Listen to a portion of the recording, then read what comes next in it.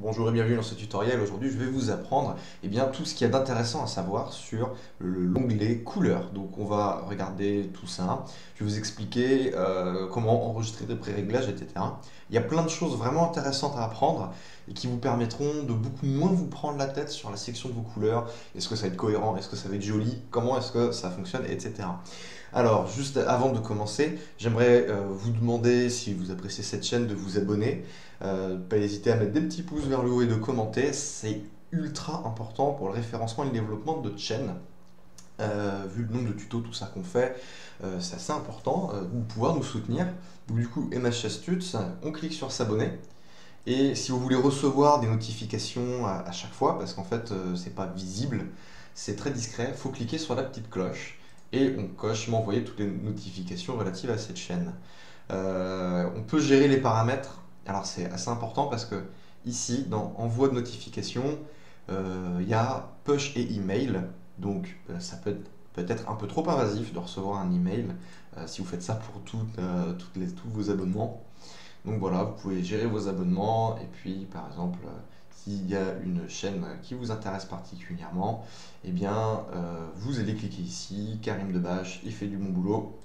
Voilà, comme ça, en fait, si vous êtes au courant directement quand une vidéo sort, vous pouvez la regarder plus tôt et ça aide à mieux référencer la vidéo du créateur que vous appréciez. Voilà, comme ça permettra de le mettre bien. Donc ça, c'est la petite formalité. On passe à la suite. Alors, qu'est-ce qu'il y a d'intéressant à savoir? Donc, c'est que dans couleurs, on a de quoi sélectionner nos couleurs. Donc ça, c'est le TSL, c'est celui qu'on a de base. Celui que je vais vous conseiller d'utiliser s'appelle le cercle chromatique. Donc on va cliquer ici sur ce rond, sur ce cercle, pour avoir notre cercle chromatique. Et en fait, avec le cercle chromatique, on va avoir énormément de paramètres qui vont être accessibles dans la section des couleurs. Déjà, on a une meilleure vision d'ensemble et on va pouvoir sélectionner notre couleur en cliquant sur le rond et on va pouvoir sélectionner également la saturation. Donc ici, on va avoir la luminosité. Donc il y a différents cercles chromatiques. Si on fait clic droit sur le cercle, on a le cercle précis, rouge, vert et bleu, celui-là qu'on a de base dans Cinema 4D,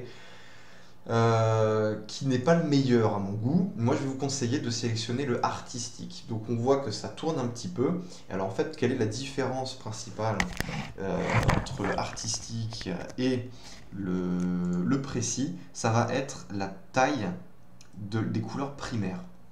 C'est-à-dire que là, toute cette zone, tout ce rouge, est plus gros. Là, entre le rouge primaire et le jaune, on a toute cette zone-là qui est plus écartée. Donc on a meilleur contrôle sur ces couleurs-là. Alors pourquoi est-ce que c'est plus intéressant? Tout simplement parce que quand on va faire quelque chose, même si je prends par exemple mon casque, on voit que c'est très très rouge, rarement on va aller sélectionner vraiment le rouge. On va aller un peu plus dans une couleur un peu plus différente. Voilà, par exemple là, le stylo, on trouvera plus facilement la bonne couleur en artistique. Donc il y a deux styles d'artistique. Donc soit on sélectionne la saturation avec le curseur, donc comme ça, soit c'est la valeur et le curseur. Donc la valeur, c'est la luminosité, ce qui fait que maintenant le centre n'est plus blanc, mais il est noir. Et ici, on sélectionne la saturation. Voilà, au lieu de la luminescence. Donc, par contre, je préfère avoir un rond blanc au centre. On peut modifier simplement le choix de notre couleur. Donc ici, on peut le faire directement sur notre roue chromatique en sélectionnant, en cliquant sur le rayon. Voilà, comme ça on tourne sans modifier la luminosité ou le contraste en fonction de ce qu'on a choisi. Et on peut choisir la taille. Bon, c'est logique de prendre la grande taille, même si j'aimerais qu'on puisse encore aller plus loin. Donc ce qu'il y a d'ultra intéressant, ça va être les paramètres qu'on va avoir ici, qui sont absolument géniaux. Et j'étais un peu fou quand j'ai découvert ça parce que quelle est l'importance du choix de la couleur dans votre projet? Il faut savoir si les couleurs qui seront choisies, qui sont visibles sur votre écran, est-ce qu'elles vont être harmonieuses? Est-ce qu'elles vont aller ensemble? Ces petits cercles ici vont vous aider à sélectionner des couleurs qui vont avoir un lien entre elles. Donc la puissance du cercle chromatique, C'est simplement, donc on a les couleurs primaires, on a le rouge, on a le vert, on a le bleu, et ensuite il mixe le rouge et le bleu pour avoir le rose, ensuite il mixe le rose et le rouge pour avoir ce truc, etc. etc. Donc, en fait, quand on prend par exemple le rouge, eh bien la couleur qui est opposée au rouge, c'est celle-là, c'est l'opposé de votre cercle chromatique, et c'est une couleur du coup qui va bien avec le rouge et qui a un fort contraste, je vais dire visuel, c'est-à-dire que les deux couleurs mises côte à côte vont énormément ressortir et il va y avoir une différence importante et ça va rester joli. Donc il y a plein de petites règles comme ça pour pouvoir sélectionner vos couleurs. Donc, et en fait elles sont mises ici. Donc on va prendre n'importe quelle couleur, on va prendre dans le rouge parce que c'est les couleurs que j'aime bien, et on peut aller en mode chromatique, monochrome, pardon. Ah, j'ai l'œil qui tremble, c'est désagréable. Donc le mode chromatique, vous sélectionnez votre couleur la plus forte, ok. Donc là je veux un dégradé de rouge, je vais ici, et je vais cliquer sur le bouton plus pour qu'il me sélectionne une deuxième couleur avec exactement la même valeur, la même teinte, mais avec une saturation, donc le S, différente. Et je vais faire plus, comme ça, et je vais rajouter, donc du coup, tout simplement des couleurs. Chacune de ces couleurs va pouvoir être modifiée dans sa saturation ou sa luminescence pour pouvoir avoir un échantillon de couleurs plus personnel. Ici, vous noterez que vous avez du coup toutes les couleurs qui sont affichées. Donc ça permet d'avoir une gamme de couleurs monochrome avec la couleur choisie qu'on pourra modifier à n'importe quel moment. Donc ça peut être vraiment super sympa pour sélectionner bon, on pourrait imaginer faire une étiquette d'une bouteille de Pepsi ou j'en sais rien. Par exemple, si on prend mon lubrifiant, on voit qu'on a des teintes bleues, des teintes bleutées. Du coup, je vais aller chercher mon bleu. Et voilà, je vais pouvoir aller sélectionner ici mes différents bleus qui permettront de faire le packaging de mon lubrifiant Durex. Voilà, j'avais vraiment sur tout ce qui est trait sur mon bureau le meilleur exemple possible. Donc, le monochrome, génial.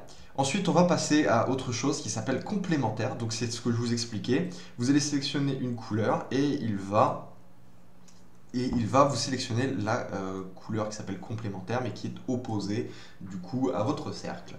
Donc voilà, on a nos deux couleurs, on voit que rien que déjà ici, ça pète bien. Quelles que soient les couleurs qui sont choisies, il y aura toujours, ça pètera toujours.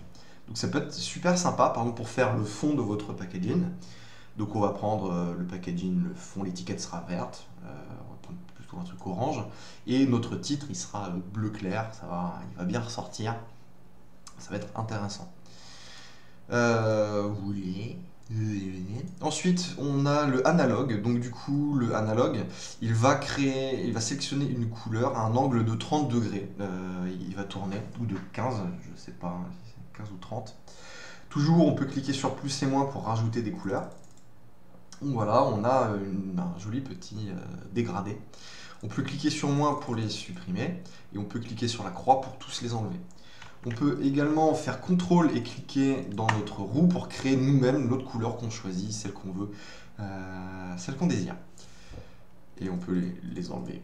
Voilà, donc on continue, l'analogue ça a été fait, et on a le scindé complémentaire. Donc on va sélectionner la couleur cette fois, donc c'est plus intéressant que le complémentaire pour notre étiquette, mais je veux que le titre de ma marque sur l'étiquette ressorte bien. Donc on va prendre par exemple quelque chose d'assez rouge, d'assez pétant, il va donc nous conseiller d'avoir une couleur d'étiquette en dégradé de fer et de bleu, donc ça peut être sympa.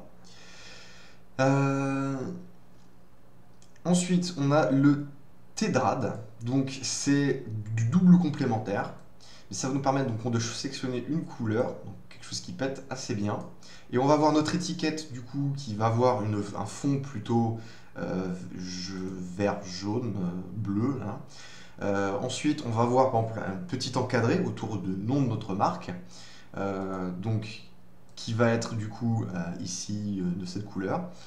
et les écritures, les bordures de notre petit encadré va être de cette couleur-là, et notre marque en elle-même sera de cette couleur-là. Donc ça nous permet, en sélectionnant juste une couleur qu'on aime, d'avoir un code couleur qui va venir se greffer directement. Et on a le épingle. Voilà, donc ça va à chaque fois diviser en fonction du nombre de sélections de couleurs qu'on a. Il va diviser 360 par 6. Et du coup, il va faire la sélection de nos couleurs. Alors, c'est super tout ça. Moi, je trouve vraiment que le plus utile, c'est le monochrome. Et en libre pour pouvoir rajouter nous-mêmes nos petites couleurs. Et ça va être j'aime bien le analogue et j'aime bien le scindé complémentaire. C'est pour moi les plus importants, enfin les plus utiles. Alors, on a encore deux autres manières de sélectionner nos couleurs qu'on verra un peu après. Mais ici, là, on a sélectionné nos couleurs et on veut les sauvegarder. Donc, comment on va faire? Eh bien, on va aller ici dans le nuancier de couleurs, on va cliquer. Et là, on a un nuancier qui vient d'apparaître. Alors, je vais sélectionner celui-là, je vais le supprimer. Voilà, donc ici on a un nuancier de couleurs de base de ces 4D et on va avoir envie de sauvegarder ce nuancier-là pour ce projet parce que c'est le code couleur que j'ai défini pour un client ou mon collègue et quand je vais lui envoyer le fichier, j'aimerais qu'il ait exactement toutes ces couleurs que j'ai sélectionnées. Donc grâce au nuancier de couleurs, il va me suffire de cliquer sur ce petit dossier et de le glisser ici. Là, il va me demander le nom du groupe. Donc on peut le nommer, on fait OK. On fait clic droit, afficher les noms des groupes si vous ne les voyez pas. On a là à chaque fois la taille de nuancier, là en petit c'est largement suffisant. Et quand vous allez enregistrer votre dossier, donc votre projet Cinema 4D, quand vous allez le relancer, eh bien vous aurez votre nuancier. Donc c'est celui que j'ai supprimé tout à l'heure, c'est ce que j'ai pris. Donc si vous allez envoyer ce dossier à quelqu'un, eh bien il aura cette sélection de couleurs. Donc c'est vraiment génial pour travailler avec d'autres personnes.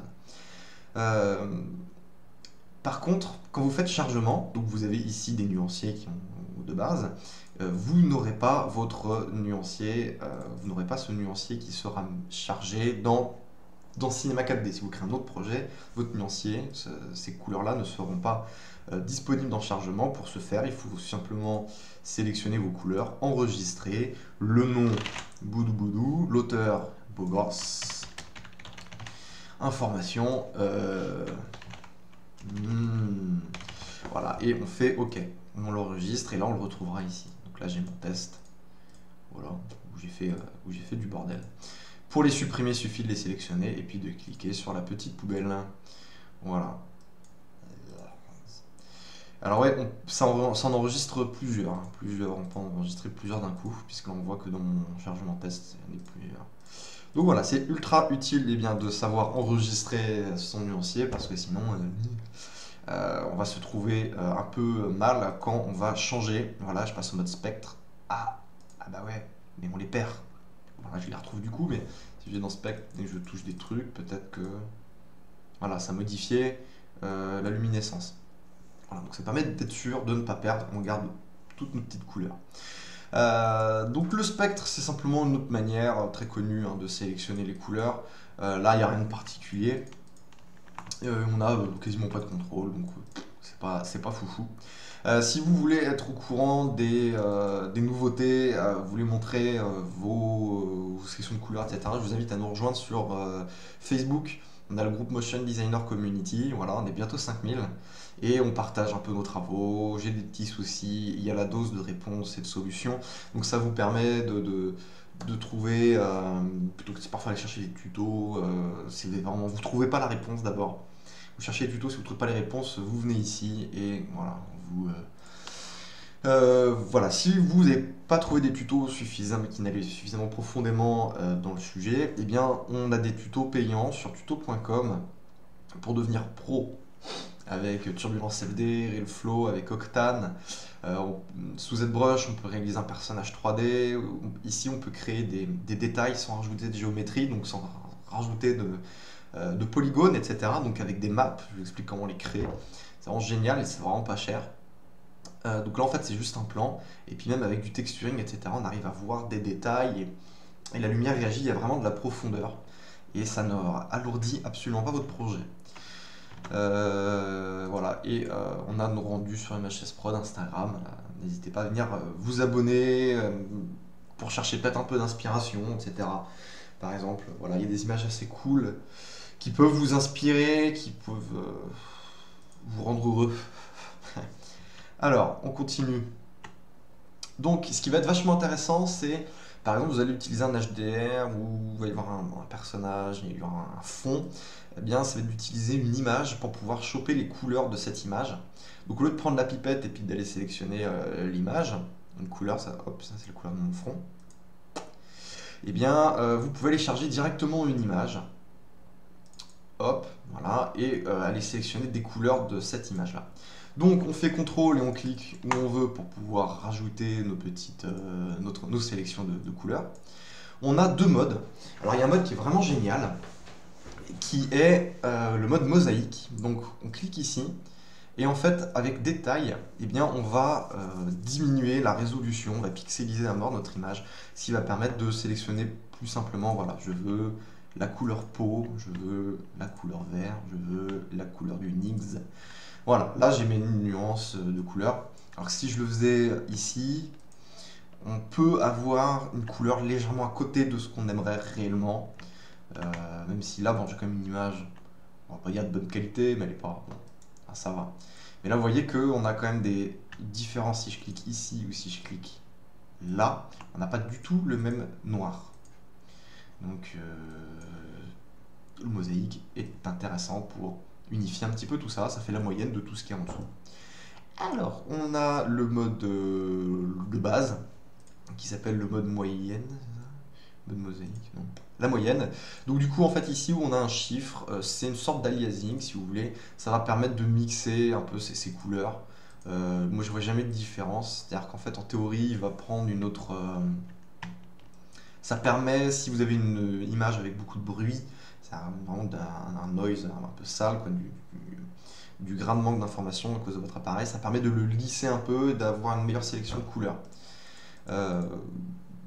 Ça, c'est la théorie. Donc on a toujours notre nuancier, on peut toujours les sélectionner. On a ici le mélangeur de couleurs, donc qui va permettre de rajouter un petit peu de bleu, magenta, etc., d'aller sélectionner un mix entre deux couleurs.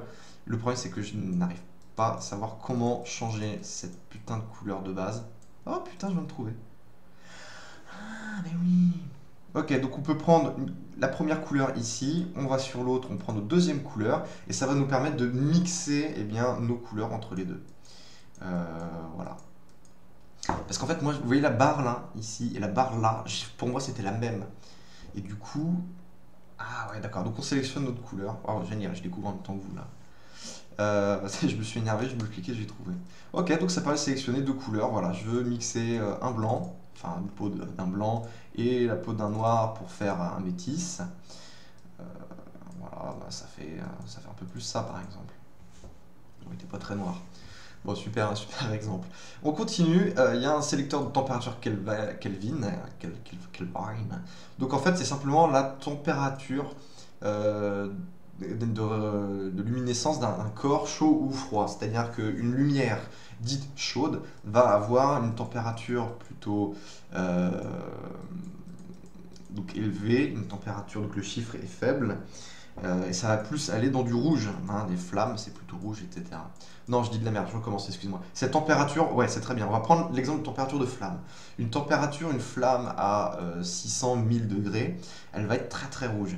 Et si, par exemple, on jette du sel, on va prendre notre exemple du sodium du coup, mais si on met du gaz, il y a certains gaz qui sont éclairés en bleu, et si on regarde en fait la température de cette flamme, elle sera beaucoup plus élevée que la flamme rouge, et du coup elle devient bleue. Donc c'est pour ça que le chiffre est plus important ici. Mais par exemple, si vous voulez, ça c'est clairement des couleurs froides et ça c'est clairement les couleurs chaudes.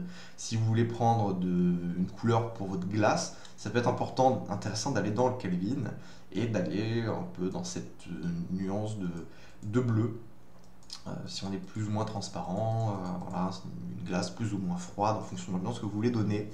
Ça permet d'avoir des couleurs cool. Donc c'est une autre manière de sélectionner les couleurs, mais vous voyez que par ici, ben, on a quand même une couleur de peau assez c'est assez proche quoi, de ce qu'on peut faire. C'est une autre manière de sélectionner qui te permet peut-être d'avoir une autre justesse, quelque chose d'un peu plus moins déconcertant que la roue. Voilà, mais bon, après on a le mode TSL qui est celui, donc la teinte, la saturation et la luminosité. Et on a le mode RGB qui est le plus connu, mais que je trouve absolument horrible au niveau de la sélection. Tout bouge de partout. Enfin bon. Voilà. Donc on a absolument tout vu avec l'image, avec ça qui sert à rien, c'est de la merde. On a su enregistrer, on peut l'envoyer. Donc quand on clique ici sur enregistrement, quand on lancera un autre projet, on fait hop, CTRL N, et bien on retrouvera nos couleurs dans chargement. Waouh! Voilà, j'ai mes nuanciers qui sont là. Eh bien écoutez, j'espère que ça vous aura plu. N'hésitez pas à commenter, à vous abonner et le petit pouce, c'est vachement important pour nous. J'aime pas du tout le demander, mais bon, c'est important pour le référencement, pour notre développement, parce que la chaîne ne se développe pas beaucoup. La communauté grandit pas énormément. Enfin, elle grandit déjà, et ça nous fait super plaisir. Mais il y a d'autres personnes qui font moins de contenu et tout, et qui grandissent plus vite. C'est un peu chiffonnant, quoi. Mais bon, en tout cas, communauté, enfin les personnes qui nous suivent et qui interagissent sont super. C'est pour ça qu'on est autant investi et qu'on continue quand même à fond notre chaîne, tout simplement. Eh bien écoutez, j'espère que ça vous aura plu, que ça vous aura beaucoup aidé. Vous allez voir quand vous allez travailler avec des collègues, pouvoir envoyer comme ça votre nuancier de couleurs, c'est génial. Et c'est quelque chose qu'on n'a pas forcément eu envie d'aller chercher naturellement. Donc ces petits tips à tonton Sylvain. Eh bien écoutez, moi je vous laisse ici. Et puis on se retrouve pour un prochain tuto sur la chaîne. Allez, ciao!